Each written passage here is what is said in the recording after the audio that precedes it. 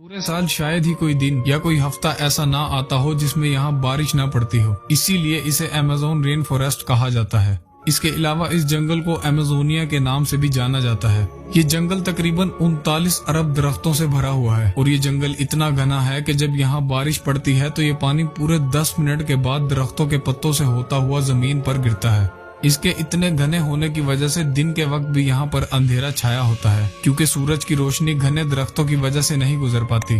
Amazon rain forest में जानवरों, परिंदों और प्लांट्स की ऐसी अजीबो गरीब स्पीशीज मौजूद हैं जो पूरी दुनिया में सिर्फ अमेज़न के जंगलों में ही पाई जाती हैं। रिसर्चर्स के मुताबिक अमेज़न रेन फॉरेस्ट में कई मिलियन से भी ज्यादा जानवरों, परिंदों, मछलियों, रेप्टाइल्स और प्लांट्स की स्पीशीज मौजूद हैं, जिनमें से अभी तक 40,000 प्लांट्स की किस्में, 1300 मुख्तलिफ परिंदों की किस्में, 3000 मछलियों की किस्में, 427 मैमल्स, 380 रेप्टाइल्स की किस्में और 25 लाख से भी ज्यादा छोटे कीड़ों की किस्मों को डिस्कवर किया गया है। और अभी भी 3 मिलियन से ज्यादा स्पीशीज ऐसी हैं जो अनडिस्कवर